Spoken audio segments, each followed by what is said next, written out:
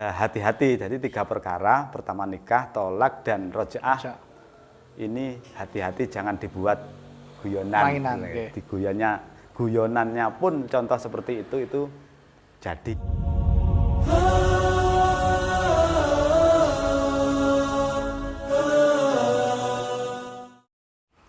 Assalamualaikum warahmatullahi wabarakatuh. Waalaikumsalam Jumpa warahmatullahi lagi di wabarakatuh. podcast Penyuluh Agama Islam Kecamatan Kesamben di channel Minda Islami TV, media informasi dan dakwah Islami Kecamatan Kesamben.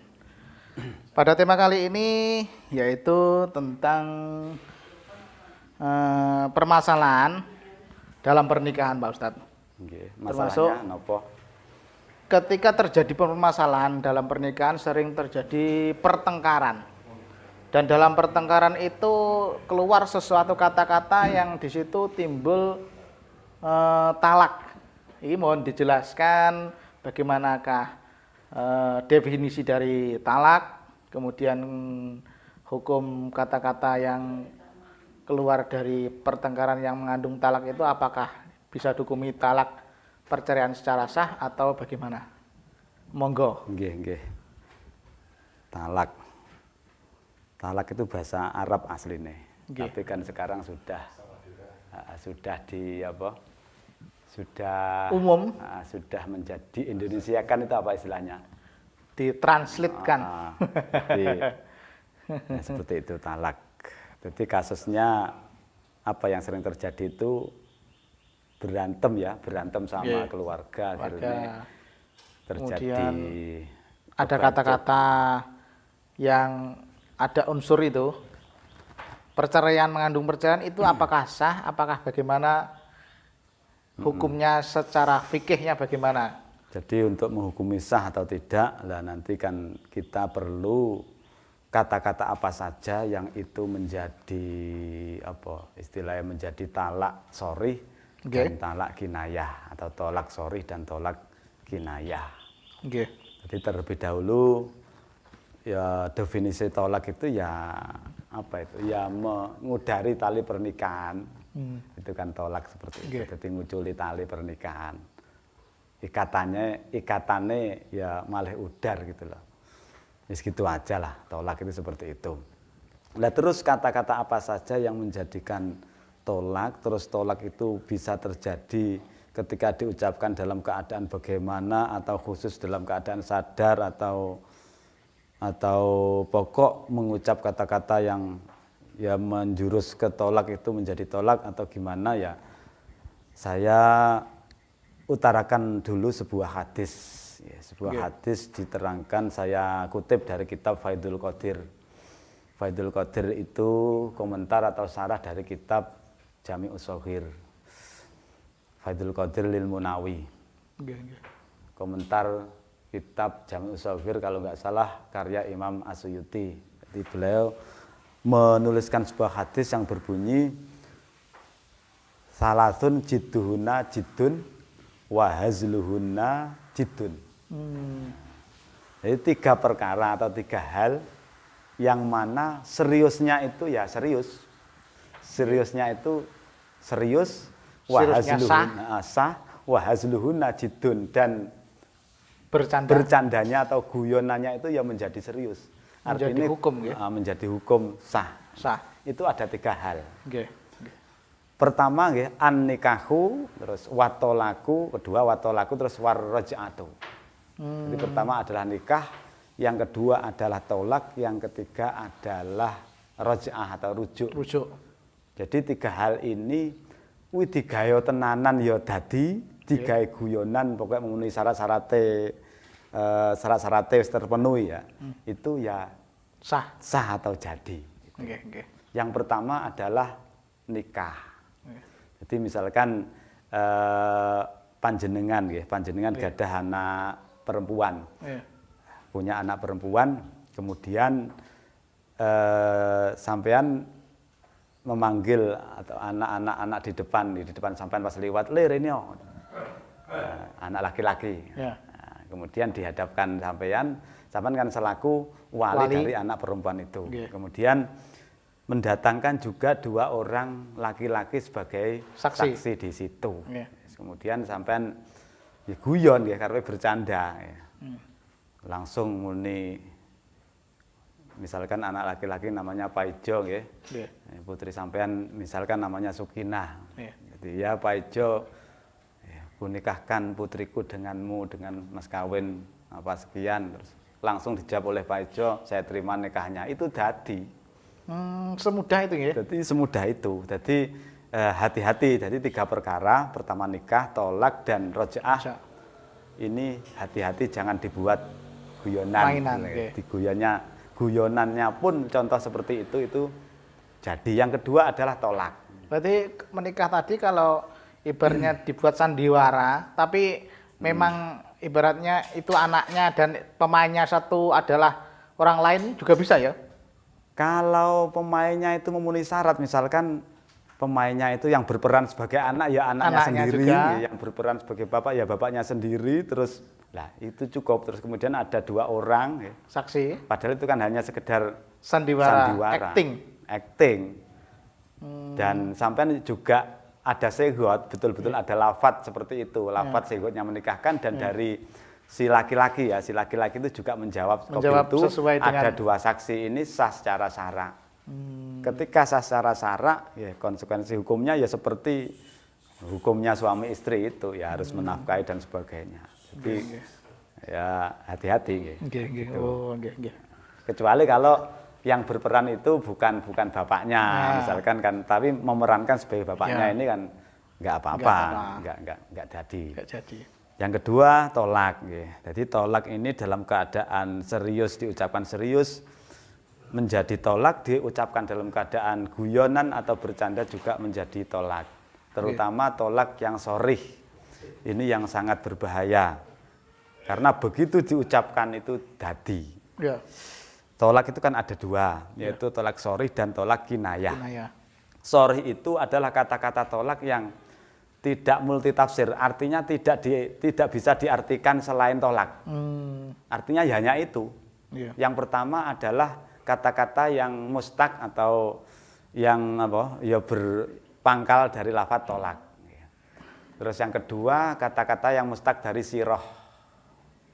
Yang ketiga kata-kata yang mustaq dari lafadz firok. Taruh tolak secara dijawakan di Indonesia kan maknanya kan cerai. Kalau firok itu pisah, kalau siroh itu ya ngudari tali. Siroh ngudari tali atau membebaskan itu. Itu kata-katanya. Jadi kata-kata 3 ini begitu jenengan mengucapkan atau ada orang yang mengucapkan kepada istrinya. Misalkan si suami namanya Pak Ijo, si istri namanya Sukinah, gitu saja. Saya langsung menceritakan seseorang yang tidak ada kenyataannya di dalam dunia nyata biar tidak menyinggung siapa-siapa kan itu. Pak Ijo dan Sukinah. Bila ada ya mohon maaf, ini contoh. Jadi jenengan ngejak podcast dalam hal tolak ini, saya ini termasuk orang yang berhati-hati. Jadi takut kalau saya nggak mencontohkan seseorang. Jadi langsung saya tunjuk ini yang berperan sebagai suami ini Pak Ijo, sebagai istri adalah Sukinah. Sukinah. Jadi misalkan Pak Ijo dalam keadaan apapun, dalam keadaan yang penting sadar, yang penting dalam keadaan sadar, masih di bawah kesadaran, nggak dalam keadaan gila atau nggak dalam keadaan ngelindur. Pokok mengucapkan kata-kata, misalkan Pak Ijo mengucapkan kepada Sukinah, "Dek, kamu saya cerai." Langsung dadi. Nah, ini yang berbahaya di saat seperti kasus kejadian yang sering ini yang seperti jenengan aturkan, yang berbahaya itu ketika dalam keadaan di saat rumah tangga ini lagi nggak harmonis. Nah, kadang kan biasa berumah tangga kadang ya ada enaknya, ada nggak enaknya, ada yang pas lagi gitu akhirnya berantem, ada yang mungkin istri lagi menstruasi, akhirnya kan emosi jiwanya tidak terkendali. Katanya seperti itu. Akhirnya ada masalah sedikit saja sudah meledak, sudah panas. Sudah panas. Nah ini kalau nggak diilmoni itu bisa nanti kalau sampai terjadi tukaran. Kadang ini banyak sekali yang lepas kendali. Yeah. Karena juga banyak sekali yang curhat kepada saya pribadi itu masalah-masalah seperti itu diucapkan pada waktu berantem dengan istrinya. Wah, sampean kok muni ngene Mas. Piye iki ngono. Wah, mestine aja muni ngono kuwi, Mang. Jadi ketika saat berantem hati-hati nggih. Misalkan ya kuwi Mang Pak Ijo langsung muni kepada Sokinah, sampean saiki tak cerai dek. Dadi itu. Atau kadang enggak muni seperti itu nggih, enggak berkata seperti itu. Pak Ijo cuma menjawab. Misalkan si Sokinah itu diuring-uring terus atau dimarahi terus oleh Pak Ijo, kemudian enggak kuat ya, terus enggak kuat. Pada waktu itu enggak bisa mengendalikan diri atau ya mungkin enggak tahu. Iya. Sebenarnya hatinya enggak ingin, tapi ya saking mungkin untuk melampiaskan rasa kesalnya gitu. Iya. Contohnya si Sokinah berkata kepada Pak Ijo, Mas, sepanggah ngene aku sepanggah kok Senen ya nyapo-nyapo ora bener aku. Nyapo-nyapo panggah ora bener kok salahne benerku nek endi wis lek ngene awak dhewe cerai ae, Mas. Lah si Pak Ijo jawab, "Oke," gitu ya. Dadi gitu. Ya wis aku gelem ngono. Yes, dadi oke gitu saya. Okay. Dadi. Oh. Itu namanya sorry. Meskipun dia itu statusnya cuma menjawab, tapi kan mengiyakan. Mengiyakan, setuju dengan permintaan istrinya. Permintaannya cerai dengan kata-kata yang sorry itu. Dadi. Ini kan bahaya kan ya. Walaupun itu keadaan marah ya. Walaupun dalam keadaan marah, selama masih kesadarannya masih ada. Sadar. Kalau misalkan muara sing sampai misalkan level yang paling tinggi sampai nggak sadar. Kalau tapi benar-benar nggak sadar wis. Iya. Itu nggak jadi seperti orang gila. Tapi rata-rata orang marah ya masih sadar. Kalau keadaan mabuk minuman keras bisa dihukumi kalau mabuk minuman sadar keras, apa bagaimana ya, perlu pertimbangan lagi. Kalau mabuk minuman keras seingat saya ya, saya juga lupa ingat kalau mabuk minuman keras yang taati itu Pepeko Sembrono ya. Seingat saya loh ya, nanti kalau salah dibenarkan di episode berikutnya. Itu jadi juga. Karena minuman keras kan itu kan perbuatan yang nggak boleh ya. Jadi sebagai apa itu istilahnya, ya ngapokne pisan kan ngoten. Tapi kalau mabuk-mabuk yang lain yang tidak pepeko, tidak sembrono, tanpa kesengajaan berarti kesadarannya hilang, itu tidak jadi. Ya, tapi mungkin kalau salah besok dibenahi lagi ya, atau dibenarkan. Itu ya. Jadi intinya masalah tolak ini diucapkan dalam keadaan apapun, dalam keadaan guyon, terutama yang sorry ya, ini langsung dadi. Sorry ya. Nah, kalau yang kinayah, yang kedua kan kinayah. Kinayah itu kata-kata yang diucapkan yang multi tafsir, artinya diarahkan ke arti tolak bisa, tapi bisa diarahkan ke arti yang lain juga bisa. Mempunyai beberapa arti. Beberapa kemungkinan arti. Iya. Contoh begini, si Pak Ijo berkata kepada Sokinah, "Dek, sampeyan sesuk tak balekne nang omahe wong tuamu. Besok kamu saya antarkan pulang ke rumah orang tuamu." Nah, itu kata-kata yang belum jelas, belum sorry. Yeah. Itu kalau diarahkan ke tolak juga bisa, ya. Itu kan kinayahnya ya, kinayah yang tolak. Tapi kalau diarahkan ke arti yang selain tolak kan juga bisa diulihne dalam arti misalkan arepe lunga tak ulihne dhisik kan gitu. Mulih dhisik manggen atau ngene. Diantarkan waktu ada gitu. acara. Kalau kata-katanya semacam itu dan sesamanya, yang lain banyak sekali.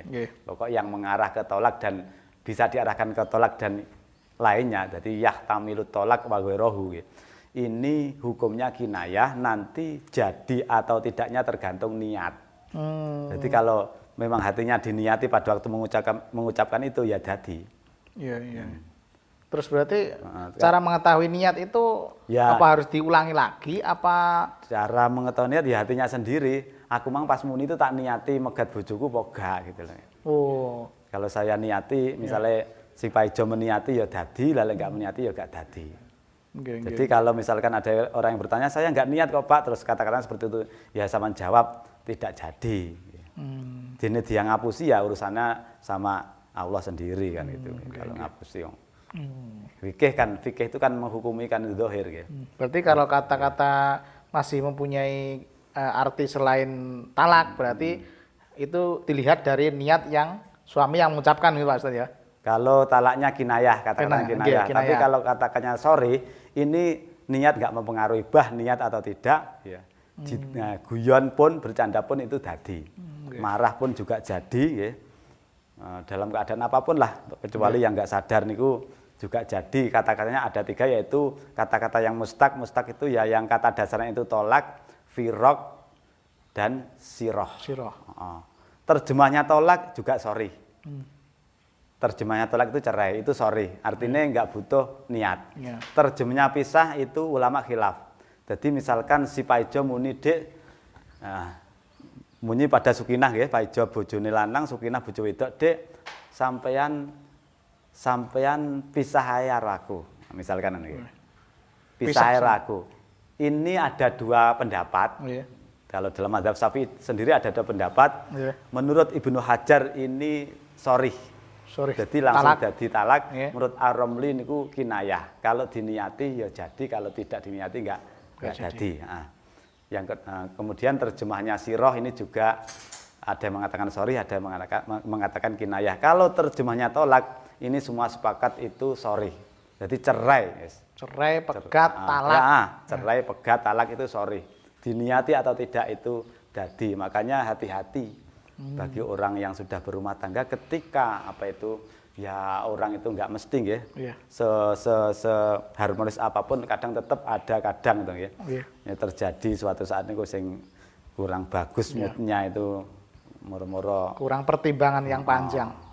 Tiba-tiba masalah kecil meledak, terus setane datang pisan akhirnya ngilik-itik tambah meledak. Akhirnya memang setan tujuannya kan untuk menjerumuskan ya. Kalau kita punya ilmu kita bisa mensiasati setan ya.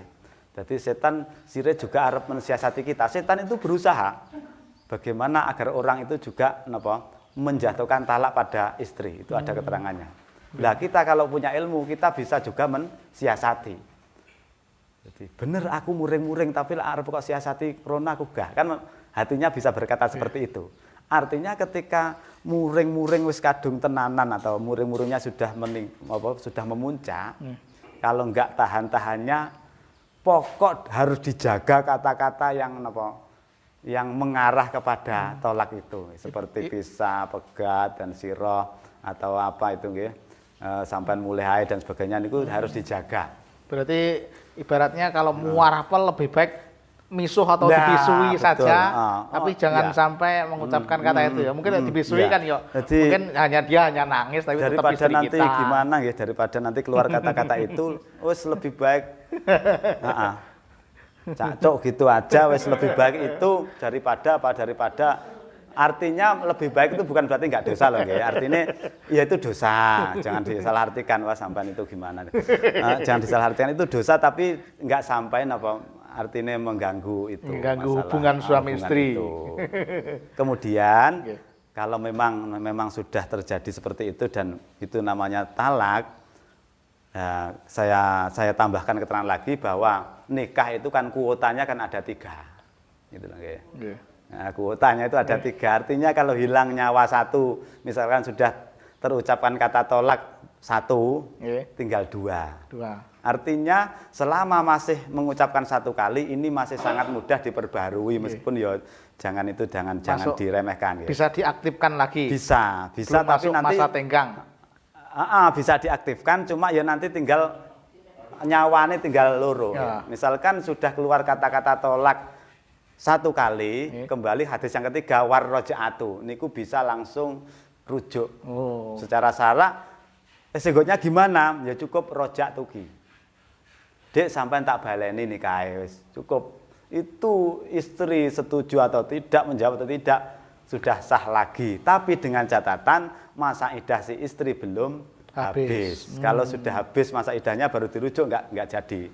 Kalau sudah habis masa idahnya ya harus memperbarui nikah, artinya nikah kembali seperti akad nikah lagi seperti sesuai dengan persyaratan-syaratannya itu. Kemudian misalkan sudah cerai ping 2 berarti masih ada 1 nyawa, artinya masih bisa rujuk lagi diaktifkan lagi dengan catatan seperti itu.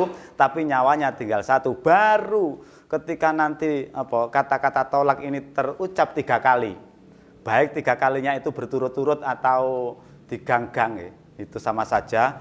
Ini kuota nikahnya dengan dia itu sudah habis sama sekali dan nggak bisa diaktifkan lagi. Nggak bisa dirujuk. Kecuali dengan persyaratan yang begitu jelimet.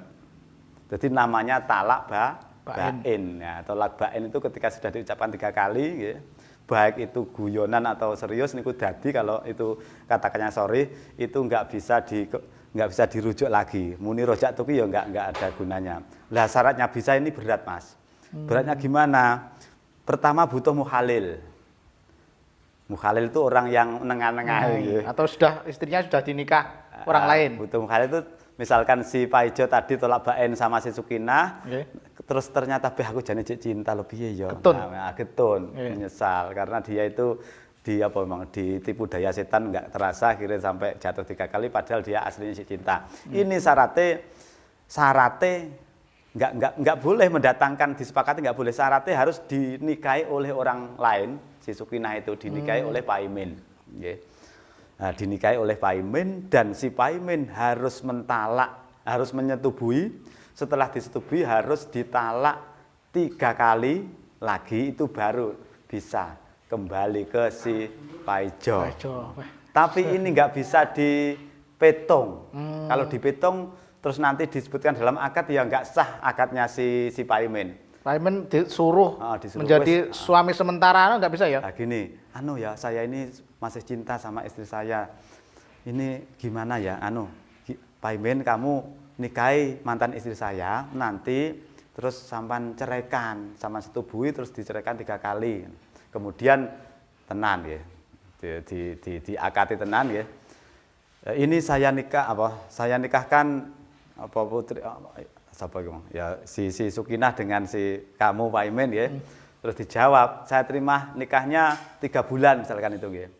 Ya nggak sah lah kalau justru seperti itu nggak sah. Ini namanya nikah ditaklek atau dibatasi waktu, itu nggak sah.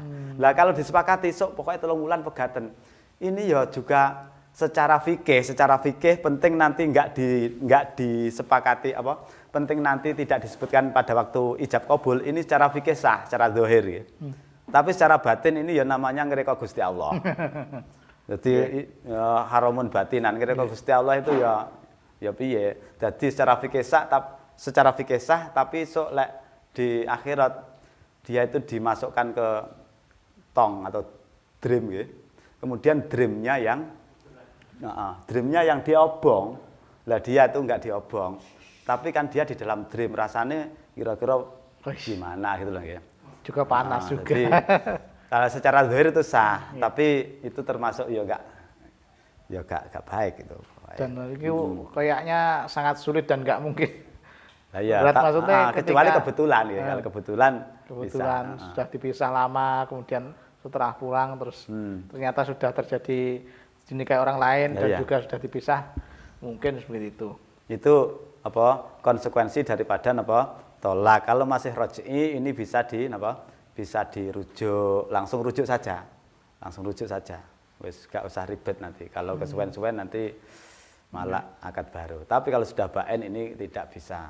Jadi kesimpulannya ya pesan saya itu hati-hati bagi yang berumah tangga itu, kalaupun terpaksa harus terjadi berantem sama istri, kalau ya doa saya moga-moga nggak terjadi seperti itu, terus sakinah mawaddah warahmah. Tapi ya kan namanya manusia ya.